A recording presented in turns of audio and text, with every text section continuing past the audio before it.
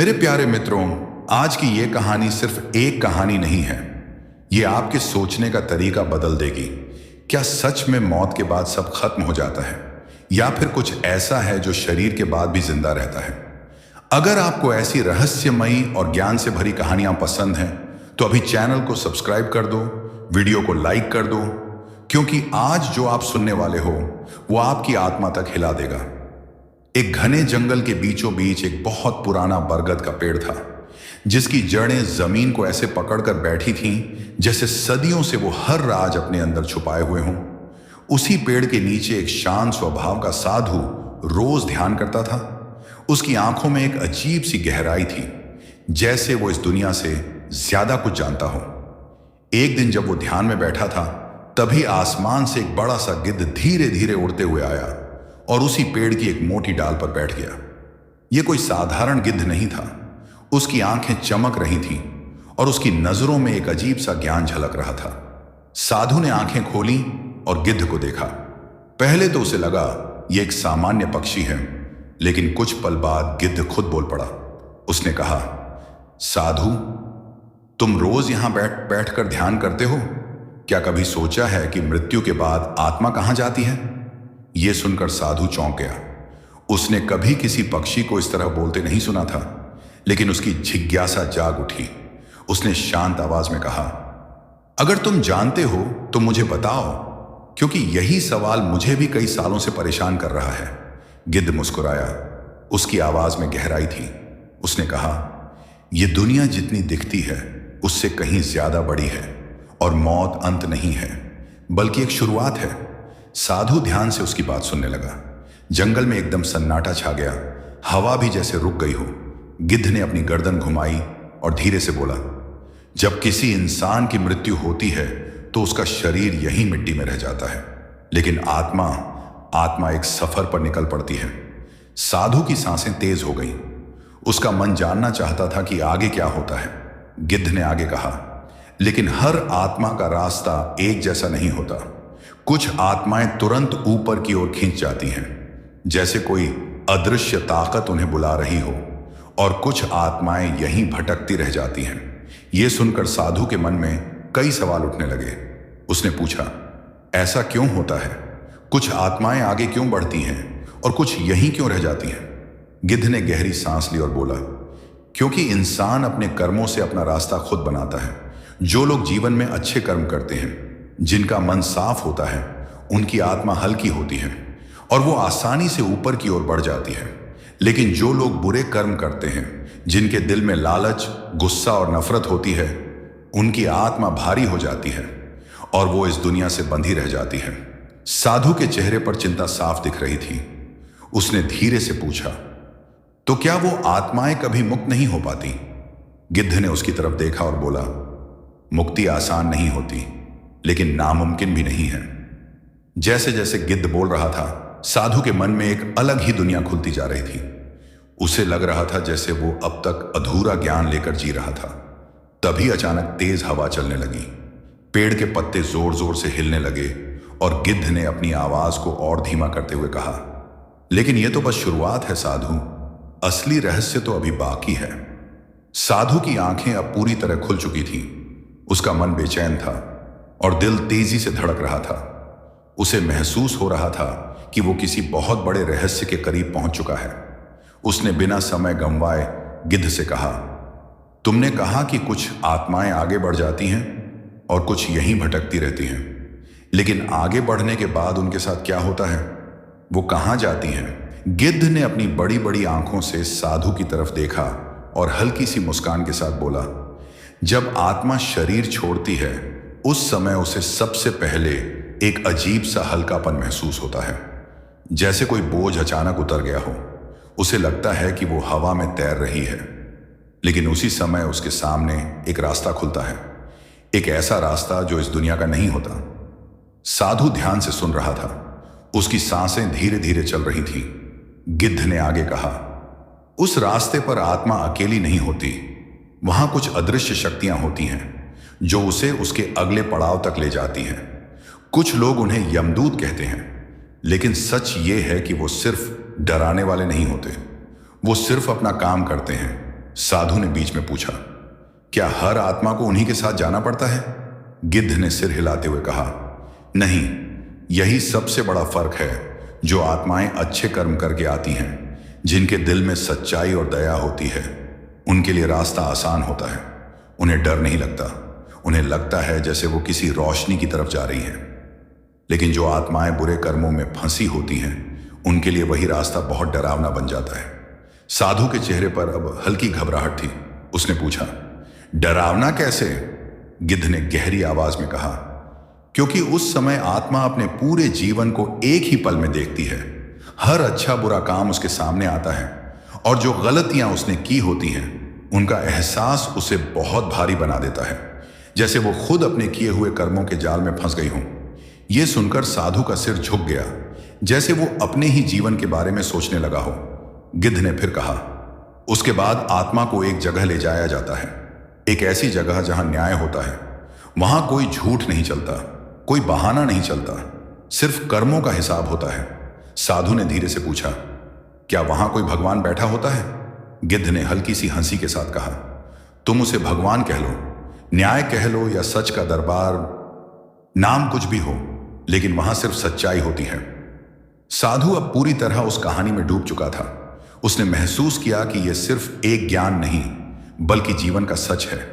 तभी गिद्ध ने अपनी आवाज को और गंभीर करते हुए कहा, लेकिन साधु, सबसे बड़ा रहस्य यह नहीं है कि आत्मा कहां जाती है। असली रहस्य तो यह है कि कुछ आत्माएं वापस क्यों लौट आती हैं। यह सुनते ही साधु के चेहरे पर हैरानी छा गई। उसने तुरंत पूछा, वापस मतलब दोबारा इस दुनिया में? गिद्ध ने धीरे से सिर हिलाया और कहा, हां, और इसके पीछे का कारण जानकर तुम खुद हैरान रह जाओगे। साधु अब पूरी तरह उस रहस्य में डूब चुका था। उसकी आंखों में उत्सुकता साफ दिख रही थी और मन में सवालों का तूफान उठ रहा था। उसने तुरंत गिद्ध से पूछा, तुमने कहा कुछ आत्माएं वापस लौट आती हैं, लेकिन ऐसा क्यों होता है? क्या उन्हें फिर से जीना पड़ता है? गिद्ध ने अपने पंख फैलाए और धीरे से बोला, हां साधु, इसे ही पुनर्जन्म कहते हैं। जब आत्मा अपने अधूरे कर्मों और इच्छाओं के कारण इस दुनिया में वापस आती है। यह सुनते ही साधु कुछ पल के लिए चुप हो गया। उसे अपने जीवन की कई अधूरी बातें याद आने लगीं। उसने फिर पूछा, लेकिन हर आत्मा को वापस क्यों नहीं आना पड़ता? गिद्ध ने गहरी आवाज में जवाब दिया, क्योंकि हर आत्मा का बोझ अलग होता है। कुछ लोग जीवन में ही अपने कर्मों को पूरा कर लेते हैं। उनका मन शांत हो जाता है, उनकी कोई बड़ी इच्छा अधूरी नहीं रहती। ऐसी आत्माएं मुक्त हो जाती हैं और उन्हें फिर लौटने की जरूरत नहीं पड़ती। साधु ध्यान से सुन रहा था। उसकी आंखों में अब समझ की चमक आने लगी थी। गिद्ध ने आगे कहा, लेकिन जो लोग अपने जीवन में लालच, मोह, गुस्सा या अधूरी इच्छाओं में फंसे रहते हैं, उनकी आत्मा को चैन नहीं मिलता। वो बार बार इसी दुनिया में लौटती है ताकि अपने अधूरे काम पूरे कर सके। साधु ने धीरे से पूछा, तो क्या ये एक सजा है? गिद्ध ने सिर हिलाते हुए कहा, नहीं, ये सजा नहीं है, ये एक मौका है। खुद को सुधारने का मौका, अपने कर्मों को सही करने का मौका। साधु अब गहरी सोच में पड़ गया। उसे लग रहा था जैसे हर इंसान को अपने जीवन में एक बड़ी जिम्मेदारी दी गई है। गिद्ध ने फिर कहा, लेकिन सबसे हैरान करने वाली बात यह है कि जब आत्मा वापस आती है तो उसे अपने पिछले जन्म की याद नहीं रहती। वो सब कुछ भूल जाती है। साधु चौंक गया। अगर सब भूल जाती है तो फिर वो अपने अधूरे काम कैसे पूरे करती है? गिद्ध ने मुस्कुराते हुए कहा, यही तो जीवन का खेल है साधु। इंसान के अंदर कुछ आदतें, कुछ भावनाएं और कुछ डर अपने आप आ जाते हैं जिन्हें वो समझ नहीं पाता। वही उसके पिछले जन्म के संकेत होते हैं। साधु अब हर बात को ध्यान से समझ रहा था। उसे लग रहा था जैसे उसकी आंखों के सामने एक नई दुनिया खुल रही हो। तभी अचानक गिद्ध की आवाज थोड़ी भारी हो गई। उसने कहा, लेकिन साधु, एक और बात है जो बहुत कम लोग जानते हैं। साधु ने तुरंत पूछा, क्या? गिद्ध ने धीरे से कहा, कुछ आत्माएं ऐसी भी होती हैं जो ना पूरी तरह मुक्त होती हैं और ना ही पुनर्जन्म ले पाती हैं। वो बीच में ही फंसी रह जाती हैं। यह सुनकर साधु के चेहरे पर डर साफ दिखने लगा। उसने घबराकर पूछा, बीच में फंसी रह जाती है, इसका क्या मतलब है?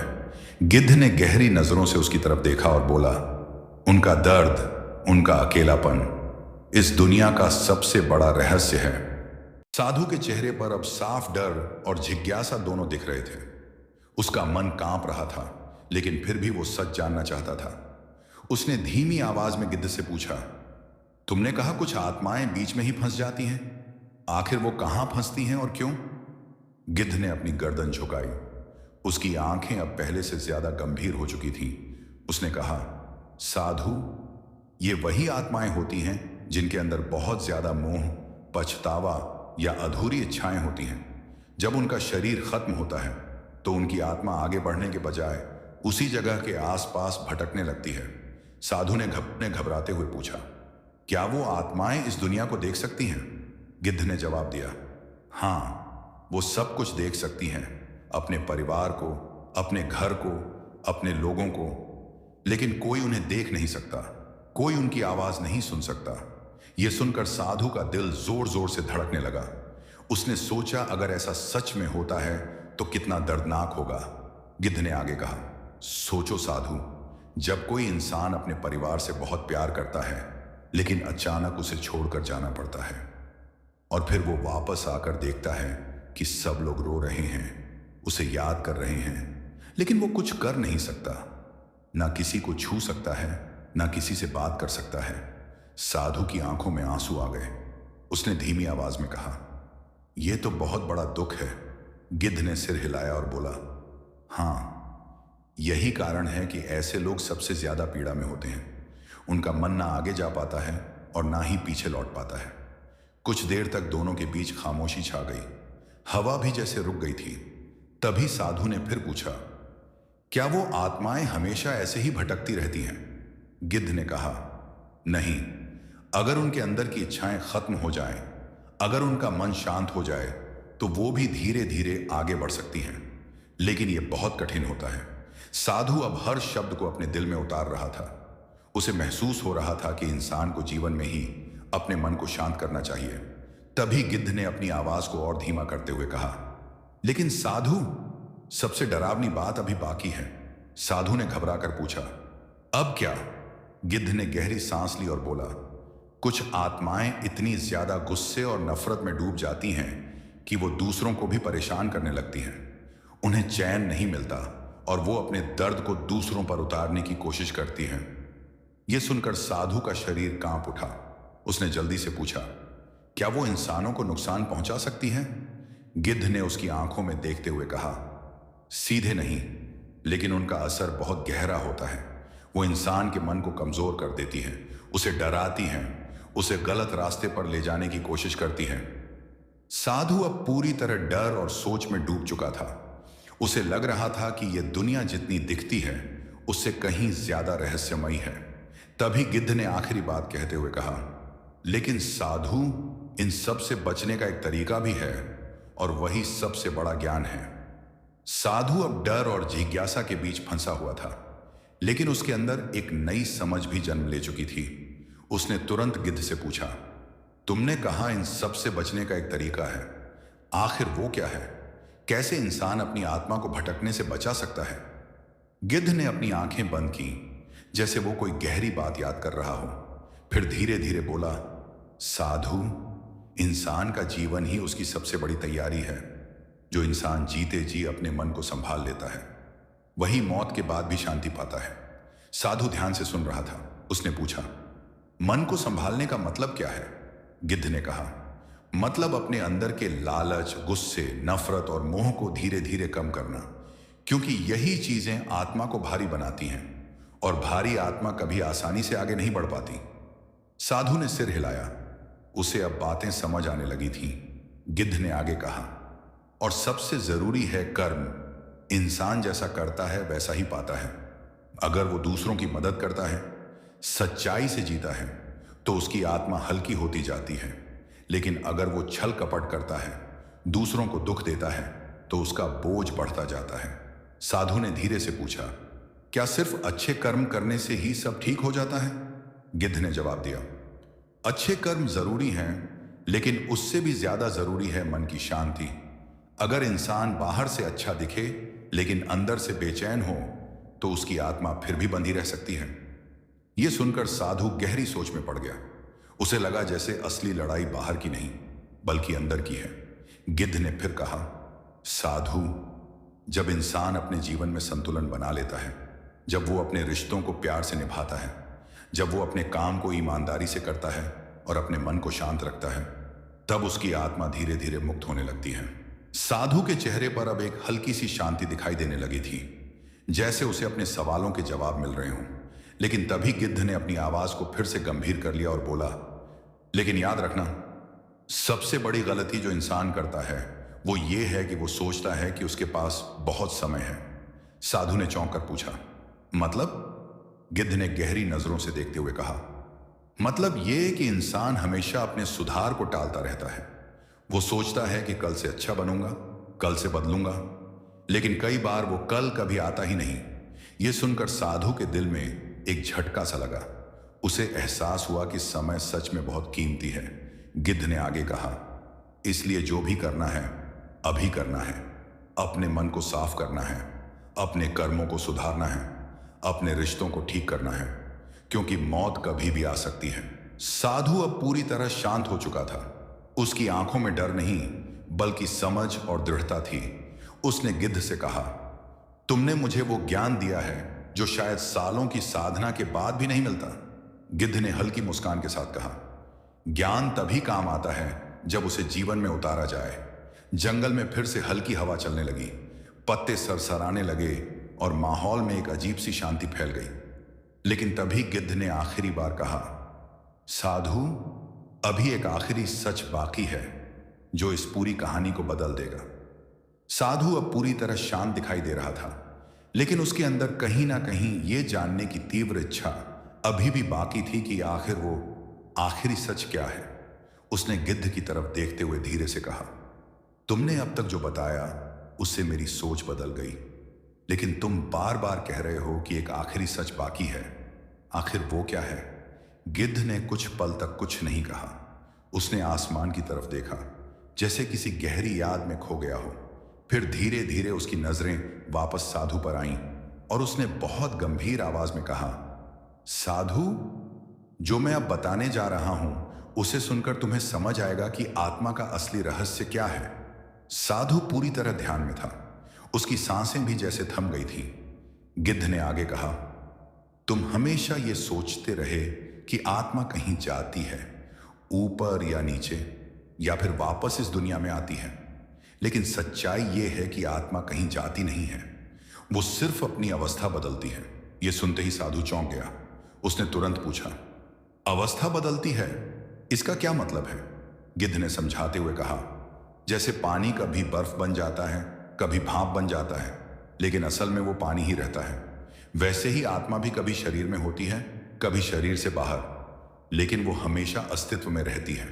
साधु अब इस बात को समझने की कोशिश कर रहा था। उसे लग रहा था कि यह बात पहले की सारी बातों से भी ज्यादा गहरी है। गिद्ध ने आगे कहा, मृत्यु सिर्फ एक बदलाव है, एक दरवाजा है जिसके पार एक और अनुभव शुरू होता है, लेकिन आत्मा कभी खत्म नहीं होती। साधु की आंखों में अब डर नहीं था बल्कि एक गहरी शांति थी। उसने महसूस किया कि मौत कोई अंत नहीं बल्कि एक यात्रा का हिस्सा है। गिद्ध ने फिर कहा, और सबसे बड़ा सच यह है साधु कि इंसान जैसा सोचता है वैसा ही उसका अनुभव बनता है। अगर वो डर में जीता है तो मौत के बाद भी डर ही महसूस करता है। अगर वो शांति में जीता है तो आगे भी शांति ही पाता है। साधु के चेहरे पर अब एक हल्की मुस्कान आ गई। उसे लग रहा था जैसे उसे वो मिल गया जिसकी उसे तलाश थी। उसने धीरे से कहा, मतलब जीवन ही सब कुछ तय करता है? गिद्ध ने सिर हिलाते हुए कहा, हां, जीवन ही कुंजी है, मौत सिर्फ एक दरवाजा है। कुछ देर तक दोनों चुप रहे। हवा धीरे धीरे बह रही थी। पेड़ के पत्ते सरसराते हुए जैसे इस ज्ञान को अपने अंदर समेट रहे थे। तभी साधु ने गिद्ध से आखिरी सवाल पूछा, तुम ये सब कैसे जानते हो? तुम कौन हो? गिद्ध ने हल्की सी मुस्कान के साथ कहा, मैं भी कभी तुम्हारी तरह एक इंसान था जिसने बहुत गलतियां की, और अब मैं इस रूप में भटकते हुए दूसरों को सच बताता हूं। यह सुनकर साधु के शरीर में सिहरन दौड़ गई, लेकिन उसके मन में अब डर नहीं था बल्कि एक गहरी समझ थी। उसे एहसास हो चुका था कि हर जीवन की अपनी एक कहानी होती है और हर आत्मा का अपना एक सफर। गिद्ध धीरे धीरे अपने पंख फैलाकर उड़ने लगा और आसमान में गायब हो गया। साधु उसी जगह बैठा रहा, लेकिन अब वो पहले जैसा नहीं था। उसके अंदर एक नया ज्ञान, एक नई शांति और एक नई शुरुआत जन्म ले चुकी थी। साधु उसी बरगद के नीचे देर तक बैठा रहा, लेकिन अब उसके भीतर कुछ बदल चुका था। हवा पहले जैसी ही चल रही थी, पेड़ वहीं था, जंगल वहीं था, पर उसकी सोच पूरी तरह नई हो गई थी। उसने आंखें बंद की और गिद्ध की हर बात को याद करने लगा। तभी उसे महसूस हुआ जैसे उसके आसपास कोई हलचल हो रही हो। उसने धीरे से आंखें खोली और अचानक उसकी नजर सामने खड़े एक आदमी पर पड़ी। वो आदमी घबराया हुआ था, उसकी आंखों में डर था और वो इधर उधर देख रहा था जैसे किसी को ढूंढ रहा हो। साधु ने शांत आवाज में पूछा, कौन हो तुम? लेकिन वो आदमी साधु की आवाज सुन ही नहीं पाया। वो बस इधर उधर भटकता रहा। तभी साधु को गिद्ध की बात याद आई। कुछ आत्माएं यहीं भटकती हैं जिन्हें कोई देख नहीं सकता। साधु का दिल जोर से धड़कने लगा। उसने ध्यान से उस आदमी को देखा और समझ गया कि यह कोई जीवित इंसान नहीं, बल्कि एक भटकी हुई आत्मा है। साधु ने धीरे से अपनी आंखें बंद की और मन ही मन प्रार्थना की। कुछ ही पलों में वो आत्मा जैसे शांत होने लगी। उसका चेहरा जो पहले डर से भरा हुआ था, अब धीरे धीरे शांत हो रहा था। फिर अचानक वो आत्मा एक हल्की रोशनी में बदल गई और धीरे धीरे हवा में गायब हो गई। साधु ने गहरी सांस ली। उसे अब समझ आ गया था कि गिद्ध ने जो कहा था वो सिर्फ कहानी नहीं, बल्कि सच्चाई थी। उसने महसूस किया कि इंसान का जीवन कितना कीमती है और हर पल का सही उपयोग करना कितना जरूरी है। तभी अचानक पीछे से वही गिद्ध फिर से आकर बैठ गया। साधु ने मुस्कुराते हुए कहा, अब समझ गया हूं आत्मा का रहस्य क्या है। गिद्ध ने पूछा, तो बताओ क्या समझे? साधु ने शांत आवाज में कहा, आत्मा कहीं जाती नहीं, वो सिर्फ अपने कर्मों और सोच के अनुसार अपना अनुभव बदलती है और जीवन ही उसकी दिशा तय करता है। गिद्ध ने संतोष भरी नजरों से उसे देखा और कहा, अब तुम तैयार हो सच्चे ज्ञान के लिए? साधु ने हैरानी से पूछा, अभी भी कुछ बाकी है? गिद्ध ने हल्की मुस्कान के साथ कहा, ज्ञान कभी खत्म नहीं होता और इस कहानी का असली अंत भी अभी बाकी है। साधु अब पूरी तरह बदल चुका था, लेकिन उसके अंदर एक अजीब सी शांति के साथ साथ एक नई जिज्ञासा भी जाग रही थी। उसने गिद्ध की तरफ देखा और कहा, तुम बार बार कहते हो कि असली अंत अभी बाकी है। जब मैंने आत्मा का रहस्य समझ लिया, फिर भी क्या कुछ और बचा है? गिद्ध ने हल्की मुस्कान के साथ अपने पंख समेटे और बोला, साधु, ज्ञान सिर्फ समझने से पूरा नहीं होता, उसे महसूस करना पड़ता है। और जो मैं अब तुम्हें दिखाने वाला हूं, वो तुम्हारी सोच को हमेशा के लिए बदल देगा। इतना कहते ही अचानक आसपास का माहौल बदलने लगा। हवा ठंडी हो गई, पेड़ के पत्ते धीरे धीरे थम गए और साधु को ऐसा लगा जैसे समय खुद रुक गया हो। उसने देखा कि उसके सामने एक अजीब सी रोशनी प्रकट हुई। वो रोशनी धीरे धीरे एक रास्ते का रूप लेने लगी, वही रास्ता जिसके बारे में गिद्ध ने पहले बताया था। साधु का दिल तेज धड़कने लगा। उसने घबराकर पूछा, ये क्या है? गिद्ध ने शांत स्वर में कहा, यह वही मार्ग है जिसे आत्मा मृत्यु के बाद देखती है। आज तुम इसे अपनी आंखों से देखोगे। साधु ने कांपते हुए उस रोशनी भरे रास्ते की तरफ कदम बढ़ाया। जैसे ही वो थोड़ा आगे बढ़ा, उसके सामने उसके अपने जीवन के दृश्य उभरने लगे। बचपन की यादें, अच्छे काम, गलतियां, सब कुछ एक एक करके उसके सामने आने लगा। साधु की आंखों में आंसू आ गए। उसे एहसास हुआ कि इंसान अपने हर कर्म का हिसाब खुद अपने अंदर ही रखता है। गिद्ध ने कहा, यही वो पल होता है जब आत्मा खुद से सच का सामना करती है। साधु ने देखा कि कुछ पल ऐसे भी थे जिनमें उसने अनजाने में किसी को दुख पहुंचाया था। उसका दिल भारी होने लगा, लेकिन तभी कुछ अच्छे कामों की यादें भी सामने आईं, जिससे उसके अंदर हल्कापन महसूस हुआ।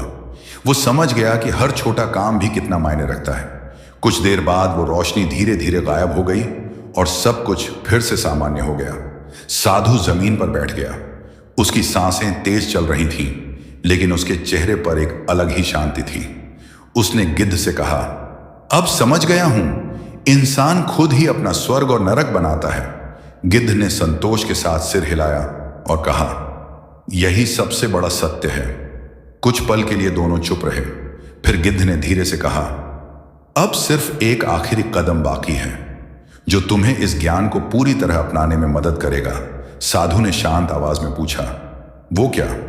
गिद्ध ने कहा, त्याग। अपने अहंकार, अपने डर और अपने मोह का त्याग। तभी आत्मा सच में मुक्त होती है। साधु ने आंखें बंद कर ली। उसके चेहरे पर अब कोई डर नहीं था, सिर्फ एक गहरी शांति थी, जैसे उसने जीवन का असली मतलब समझ लिया हो।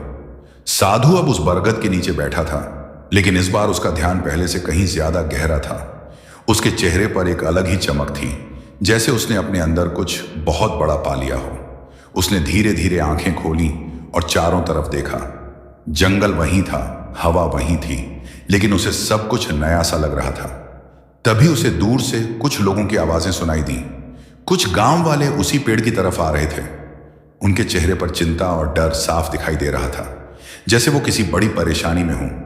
जैसे ही वो साधु के पास पहुंचे, उनमें से एक आदमी ने घबरा कर कहा, महाराज, हमारे गांव में अजीब घटनाएं हो रही हैं। रात को किसी के रोने की आवाज आती है, बच्चों को डर लगता है और कई लोगों को लगता है जैसे कोई उनके आसपास है। हमें समझ नहीं आ रहा क्या करें। साधु ने शांत नजरों से उनकी बात सुनी। उसे तुरंत गिद्ध की बातें याद आ गईं। उसने धीरे से कहा, डरने की जरूरत नहीं है, यह सिर्फ भटकी हुई आत्माओं का असर हो सकता है। यह सुनकर गांव वाले और डर गए। उन्होंने कहा, तो क्या वो हमें नुकसान पहुंचाएंगी? साधु ने सिर हिलाते हुए कहा, नहीं, अगर तुम डरोगे नहीं और अपने मन को मजबूत रखोगे तो कोई तुम्हारा कुछ नहीं बिगाड़ सकता। फिर उसने उन्हें समझाया कि कैसे इंसान का डर ही सबसे बड़ी कमजोरी होता है और कैसे अपने मन को शांत रखकर अच्छे कर्म करके और एक दूसरे का साथ देकर वो हर परेशानी से बाहर निकल सकते हैं। गांव वालों ने उसकी बात ध्यान से सुनी। उनके चेहरे पर अब थोड़ी राहत दिखाई देने लगी थी। साधु ने आगे कहा, उन आत्माओं को भी शांति चाहिए। अगर तुम उनके लिए सच्चे मन से प्रार्थना करोगे और अपने दिल में डर के बजाय दया रखोगे तो वो भी शांत हो जाएंगी। गांव वालों ने उसकी बात मानी और उसी दिन से उन्होंने अपने मन को मजबूत करना शुरू किया। धीरे धीरे गांव का माहौल बदलने लगा। रात की डरावनी आवाजें कम होने लगीं और लोगों के दिल से डर भी खत्म होने लगा। साधु दूर बैठा ये सब देख रहा था। उसके चेहरे पर संतोष था। तभी अचानक वही गिद्ध फिर से आकर पेड़ पर बैठ गया।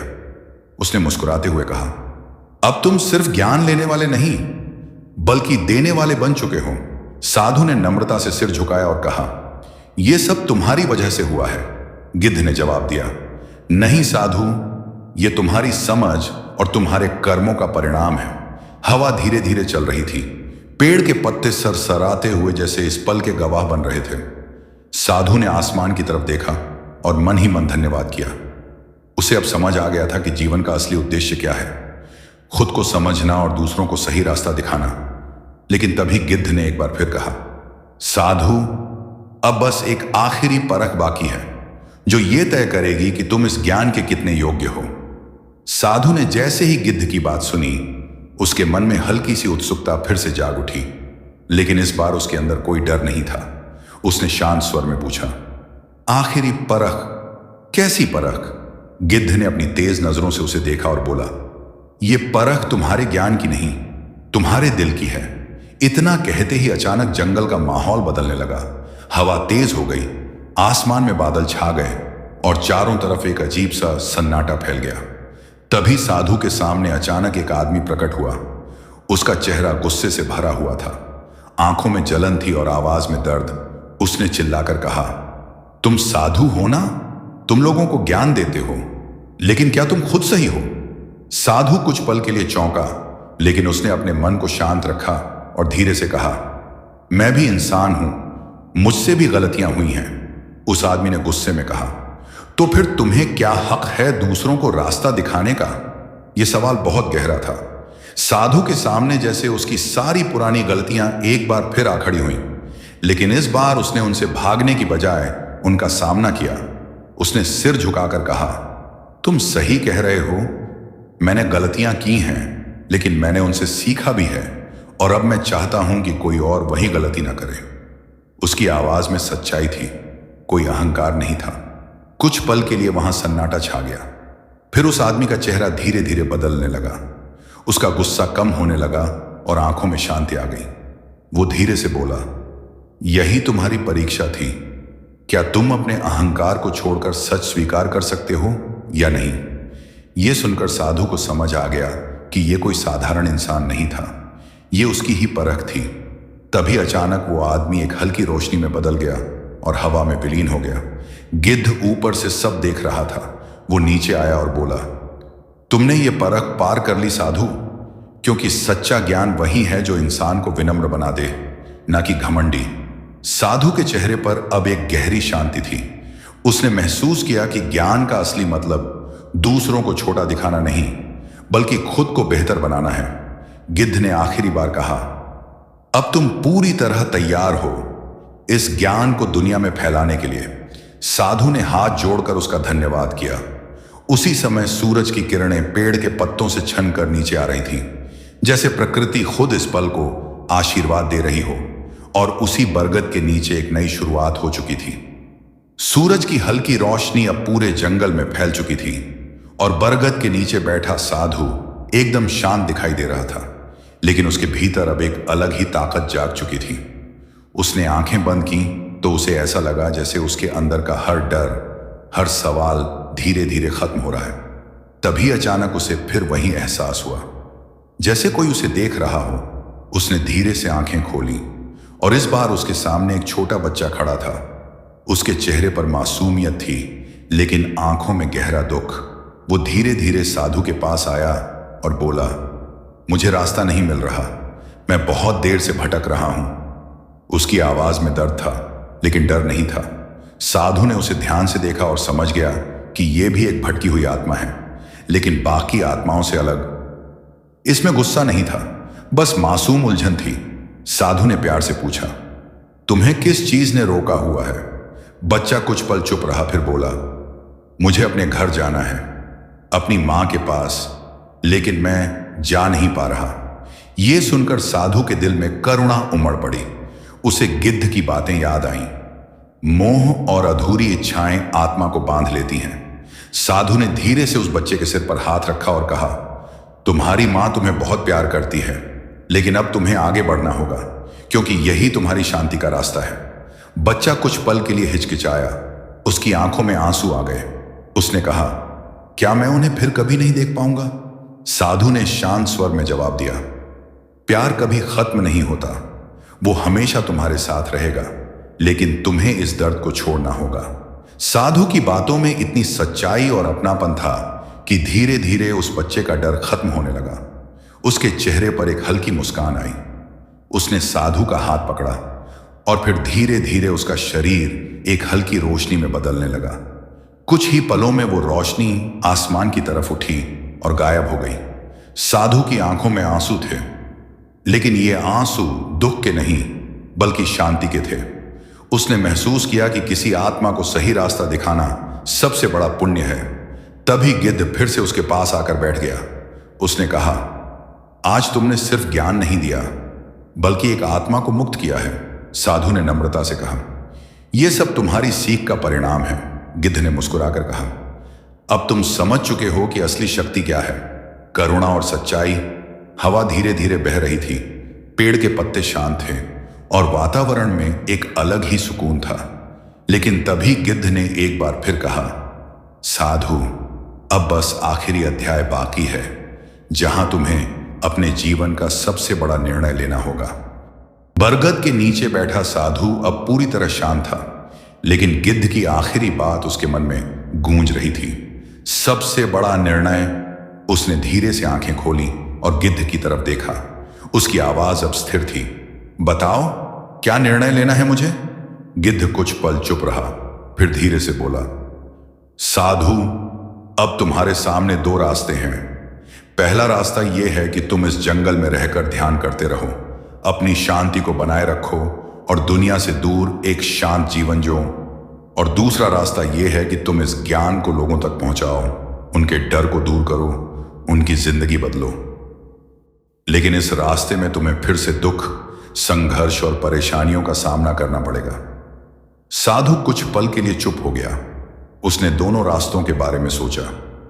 एक तरफ उसकी अपनी शांति थी और दूसरी तरफ दूसरों की मदद करने का अवसर। उसका मन थोड़ी देर के लिए डगमगाया, लेकिन फिर उसे वो बच्चा याद आया जिसे उसने मुक्त किया था। उसे गांव वाले याद आए जिनका डर उसने खत्म किया था, और उसे गिद्ध की हर सीख याद आई। उसने गहरी सांस ली और बिना किसी झिझक के कहा, मैं दूसरा रास्ता चुनता हूं। अगर मेरे ज्ञान से किसी का डर खत्म हो सकता है, अगर किसी आत्मा को शांति मिल सकती है, तो यही मेरा असली धर्म है। यह सुनकर गिद्ध की आंखों में संतोष झलकने लगा। उसने कहा, यही तुम्हारी असली परीक्षा थी और तुमने सही निर्णय लिया। तभी अचानक आसमान में तेज रोशनी फैल गई, जैसे पूरा वातावरण उस फैसले का स्वागत कर रहा हो। गिद्ध धीरे धीरे अपने असली रूप में बदलने लगा। वो अब एक साधारण पक्षी नहीं रहा, बल्कि एक दिव्य रूप में चमकने लगा। उसने कहा, साधु, मेरा काम अब पूरा हुआ।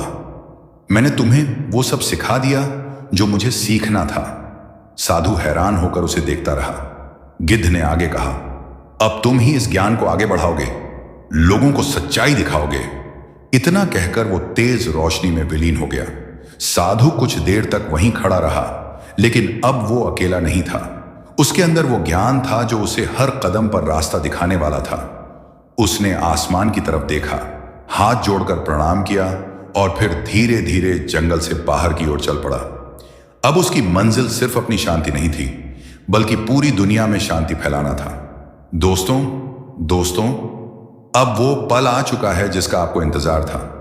इस कहानी का अंत, लेकिन सच कहें तो यह अंत नहीं, एक नई शुरुआत है। अगर आपको यह कहानी पसंद आई हो तो चैनल को सब्सक्राइब कर देना, वीडियो को लाइक कर देना, क्योंकि ऐसी कहानियां सिर्फ सुनने के लिए नहीं, समझने के लिए होती हैं। बरगद के उस पुराने पेड़ के नीचे अब सन्नाटा था, लेकिन वो सन्नाटा खाली नहीं था। उसमें एक गहरी शांति बस चुकी थी। वही साधु जो कभी सवालों में उलझा हुआ था, आज जवाब बन चुका था। वो धीरे धीरे गांव-गांव जाने लगा, लोगों से मिला, उनके डर को समझा, उनकी परेशानियों को सुना और उन्हें वही ज्ञान दिया जो उसे उस रहस्यमयी गिद्ध से मिला था। लोग उसे सिर्फ एक साधु नहीं, बल्कि एक मार्गदर्शक मानने लगे। जहां पहले डर और अंधविश्वास था, वहां अब समझ और शांति आने लगी। गांव के लोग जो रातों को डरते थे, अब निडर होकर सोने लगे। उनके दिल में यह भरोसा आ गया कि असली ताकत बाहर नहीं, अंदर होती है। समय बीतता गया, लेकिन साधु कभी नहीं रुका। उसने हर उस इंसान तक पहुंचने की कोशिश की जो डर में जी रहा था, जो अपने ही विचारों में फंसा हुआ था, और धीरे धीरे उसका नाम दूर दूर तक फैलने लगा।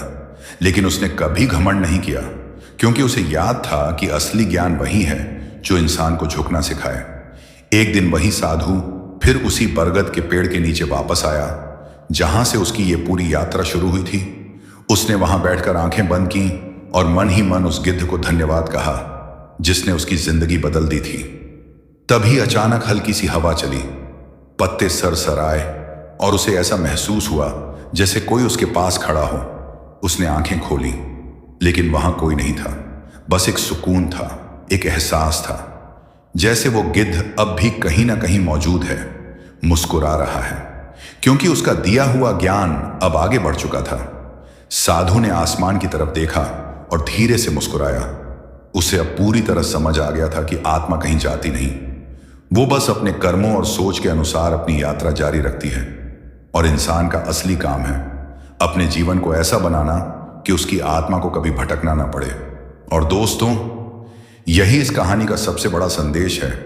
डर में नहीं, समझ में जीना सीखो, मोह में नहीं, संतुलन में रहना सीखो, और सबसे जरूरी, अपने कर्मों को सही बनाओ, क्योंकि वही तुम्हारी आत्मा का रास्ता तय करेंगे। कहानी खत्म नहीं हुई, क्योंकि ये कहानी अब आपकी जिंदगी में शुरू होती है।